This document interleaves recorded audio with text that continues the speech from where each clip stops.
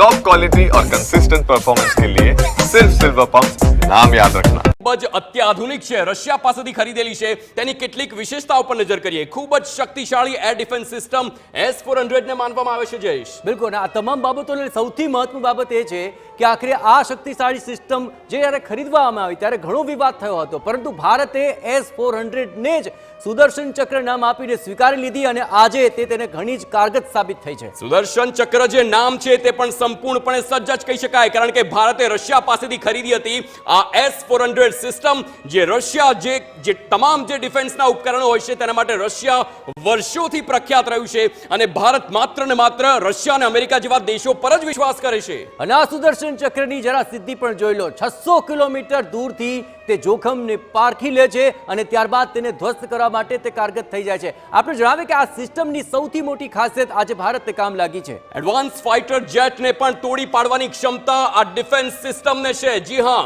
એક advance fighter jet જે American advance fighter jet જે ખૂબ જ જાણીતા છે, આ સાથે ચાઇનીઝ જેટ જે પાકિસ્તાન ખરીદે છે, તે તમામને નિષ્ફળ બનાવવા તેને તોડી પાડવાની ક્ષમતા આ એર ડિફેન્સ સિસ્ટમ S-400 માં છે અને તે ક્ષમતા આજે તેણે પુરવાર પણ કરી આપી છે, કારણ કે આ આખી સિસ્ટમ દ્વારા પાકિસ્તાનને મળ્યો છે જડબાતોડ જવાબ અને સિસ્ટમની જે ઓપરેશનલ રેન્જ છે તે 40 થી 400 કિલોમીટર સુધીની છે અને આજે આ સિસ્ટમ જે પાકિસ્તાનનો હુમલો થયો તેને ખાળવામાં ખૂબ જ મદદગાર સાબિત થઈ। બિલકુલ, જે પ્રમાણે S-400 ની આપણે વાત કરી રહ્યા છે, -50 ડિગ્રીથી 70 ડિગ્રીની ભયંકર ગરમીમાં પણ આ S-400 સિસ્ટમ છે તે કારગર સાબિત થાય છે। એટલે કે સિયાચિન ગ્લેશિયરથી લઈને રાજસ્થાનની ગરમીથી પણ વધુ ગરમી જ્યારે આવે તેમ પણ આ સિસ્ટમ નિષ્ફળ નથી જતી। આ ખૂબ જ મોટી વાત કહેવાય।